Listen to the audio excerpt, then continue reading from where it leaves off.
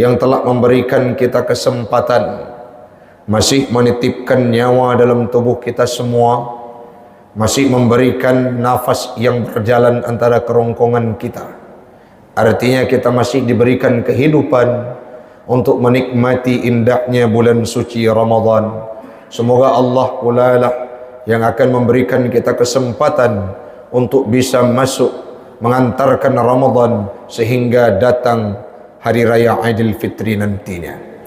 Salawat dan salam marilah sama-sama kita hantarkan keharibaan baginda Rasulullah sallallahu alaihi wasallam, seorang nabi yang sangatlah luar biasa.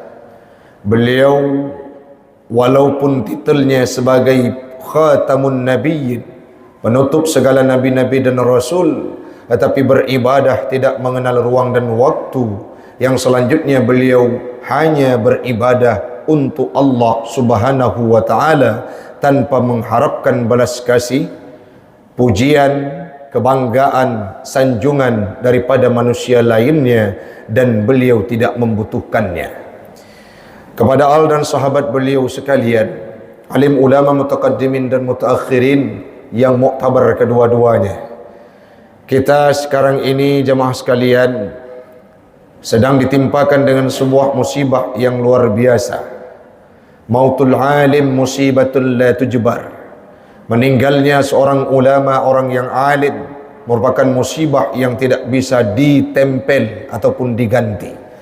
Siapa yang meninggal Ustadz? Kemarin subuh kita dengarkan berita yang menggemparkan kita semua, yakni ulama karismatik Aceh, Abati Nuruddin ataupun yang lebih dikenal dengan Abati Buluh Blang Ara, meninggal dunia kembali ke hadirat Allah. Dan ini merupakan malapetaka terberat bagi kita semua. Belum usai air mata kita, belum kering air mata kita mengantarkan kepergian Abu Kutakrung, Aba Asnawi di Lamno. Lagi-lagi Allah memberikan musibah di dalam bulan yang istimewa ini dengan meninggalnya seorang ulama kita. Semoga Allah akan melahirkan generasi berikutnya di bawah Masjid Syuhada Kampung Jawa ini adalah mereka-mereka yang mampu meneruskan estafet para alim ulama. Yang selanjutnya ulama yang sudah mendahului kita akan diberikan tempat yang layak oleh Allah Ta'ala, tentunya dalam syurganya. Amin, amin ya rabbal alamin. Yang kami muliakan imam syekh masjid, para guru, para asatiz, jamaah sidang solat Isya dan tarawih sekeyakinan seakidah yang kami muliakan. Pada malam yang berbahagia ini, kami mengajak untuk kita mentadabbur sebuah hadis Nabi yang sudah dibacakan pada permulaan tadinya. Rasul berpesan dalam sebuah hadis yang diriwayatkan oleh Imam Bukhari dan Muslim, dan hadis ini juga didapatkan dalam berbagai riwayat-riwayat hadis. Apa bunyinya Ustaz? Man shoma Ramadhan, barang siapa yang berpuasa dalam bulan suci Ramadan, imana, dengan iman, wahtisaba, dan dengan ihtisab, ghufira lahu ma taqaddama min zambi, akan diampunkan dosa oleh Allah subhanahu wa ta'ala. Apa itu makna iman? Kepada siapa hadis ini ditujukan? Dan bagaimana konsepsi menyangkut dengan ihtisab? Yang pertama sekali, hamba Allah jamaah sekalian, Nabi memulai hadis tersebut dengan kalimat man. Apa maknanya Ustaz? Man itu adalah mausul mustarak. Maksudnya yang lebih simpel, kalimat yang ditujukan tidak hanya ke segelintir manusia. Mau kita anak kecil, mau kita remaja, mau kita orang yang sudah tua renta, mau kita laki-laki ataupun perempuan, semuanya selama berKTP-kan Islam, man, orang-orang yang beriman, orang-orang yang berpuasa, kata Rasul, siapapun yang berpuasa, imana, dengan iman, wahtisaba, dan dengan ihtisab. Apa itu makna iman? Disampaikan oleh Imam Ibnu Hajar Al-Asqalani dalam kitab Fathul Barinya. Al-muradu bil iman al-i'tikadu bi fardiyati sawmihi, Makna iman dalam hadis yang diucapkan oleh Nabi tadinya adalah orang-orang yang beriktikad, orang-orang yang meyakini bahwa puasa bulan Ramadan itu fardu, sehingga mereka menunaikan ibadah puasa tersebut tanpa berfikir panjang, bukan karena suruhan daripada atasannya, bukan karena malu dengan mertuanya, bukan karena tidak enak dengan tetangganya, tetapi orang yang memiliki iman, berpuasa dengan iman, maknanya orang yang berpuasa meyakini bahwa ibadah puasa itu fardu yang diwajibkan oleh Allah kepada kita. Yang selanjutnya, wabil ihtisab. Apa makna ihtisab? Maksud dengan ihtisab, talabus sawabi minallahi ta'ala, mengharap pahala daripada Allah subhanahu wa ta'ala. Berpuasa kita mengharap balasan yang diberikan oleh Allah Ta'ala yang sangat luar biasa, sehingga gemar kita beribadah puasa. Itulah yang dimaksud dengan ihtisab. Maknanya adalah raghbah, gembira ataupun senang, gemar untuk melakukan kebaikan dalam bulan suci Ramadan. Ihtisab ini juga diartikan oleh beberapa para ulama bahwa ihtisab itu tidak hanya menghitung pahala yang diberikan oleh Allah Ta'ala, melainkan juga mereka berada dalam kondisi yang membayangkan dosa yang pernah mereka kerjakan. Situn yang kau likut jamaah sekalian, tidak mampu kita menjas dan memvonis kita bahwa tidak pernah salah. Dari bulan Ramadan tahun yang lalu, 1445, setahun yang lalu sudah kita berpuasa. Ada di antara kita yang mampu mengklaim bahwa kita tidak pernah melakukan kesalahan sampai detik malam yang berbahagia ini. Tidak ada. Jadi bagaimana? Ihtisab, bermuhasabah, menghitung pahala, sekaligus satu catatan kita membayangkan dan menghitung dosa yang pernah kita kerjakan, sehingga menyela dosa, tanya ibadah hanya karena Allah, bukan karena manusia. Yang selanjutnya, hadis tersebut disyarah juga oleh Imam Al-Manawi dalam kitabnya Faid Al-Qadir. Makna iman dan ihtisab adalah orang-orang yang melakukan puasa yaf'aluhu mukhlisan, orang-orang yang melakukan puasa dengan penuh keikhlasan. Yang selanjutnya, tidak karena riya. Kan karena ria pak nyokele tata kala nuronyo. Alhamdulillah, jamaah masjid syuhada kampung Jawa malam kelima menteng ramai.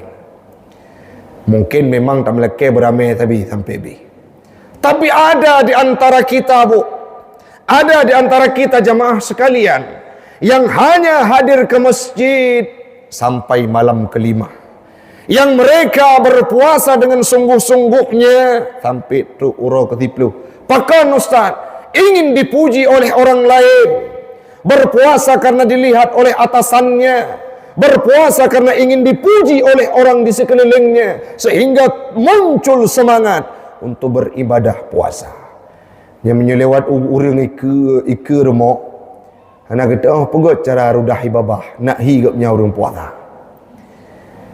Kalau seperti itu kita beribadah karena ria ingin menampakkan kepada orang lain, maka hanya termasuk dalam kategori ihtisab, orang-orang yang berpuasa karena ihtisab atau iman. Ya kalau orangnya, Bu, anak dara, anak muda ataupun yang tuha-tuha yang nak akun media sosial, puasa itu hanya sekedar dimaknai dengan postingan di media sosial. Tulislah miyup, halo guys, orangnya buka puasa kauro kelima keput, insyaAllah akan kuat.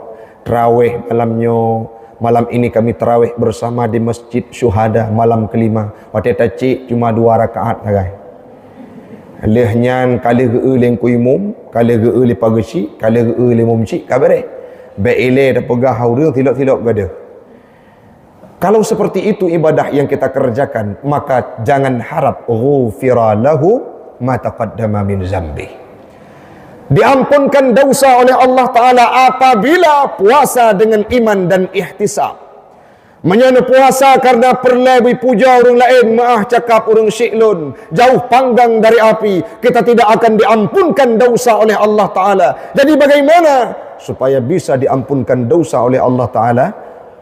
Puasa berkarena iman. Olehnya dalam kitab Tafsir Al-Qurtubi, hadis yang sering dengar dan Tuan Tume sendiri, nakil li Allah Ta'ala, saumu abdi li, puasa hambalung bagilu, nakil li Allah Ta'ala. Yang selanjutnya wa ana ajzibi, long yang akan balah pahala puasa tersebut. Kenapa demikian? Memang secara zahiriah puasanya hanjit bedakan antara sidra orang dengan orang yang lain. Ibadah Ustaz Taufik hadir Masjid Syuhada Masjid Cauro. Ada orang yang satu yang kawan kami juga hadir. Itu di antara dua orang kita tidak bisa memastikan siapa yang berpuasa dan siapa yang tidak. Nah, orang yang hana genit puasa maksud contoh. Dari dia tahu tua genit malam, tanpa orang hana sah puasa, tapi hana kepada hubung. Oleh keluarga seolah-olah memang khusyuk tak ke puasa. Pada hakikatnya hana puasa. Artinya puasa ini tidak bisa dinilai oleh seseorang. Baik itu seorang berpuasa atau tidak, kita tidak akan paham. Siapa yang tahu? Hanya Allah dengan orang yang berpuasa. Jadi puasa ini adalah ibadah sirriyah kalau disampaikan oleh Imam Al-Qurtubi. Yang mu'allakun antara Tuhan, antara Allah dengan manusia. Sehingga puasalah orang syiklun, baik karena ria, baik karena manusia, jangan karena gila pujian dan sanjungan, tetapi semata-mata lillahi ta'ala. Yang selanjutnya, rianya merupakan syirkul asghar. Ria adalah merupakan syirik kecil, Pak.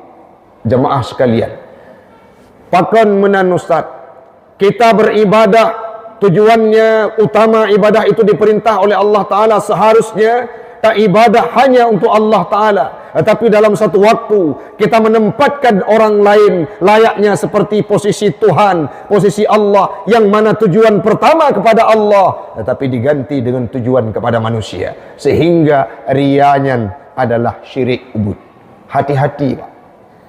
Orang yang terbiasa ibadah dengan ria, mereka tidak takut nanti di kemudian hari akan menduakan Tuhannya.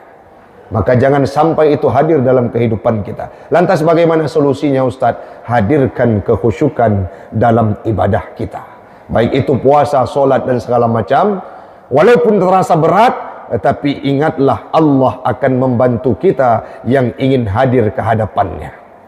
Wasta'inu bis sabri was salat. Wa innaha lakabiratun illa 'alal khashi'in.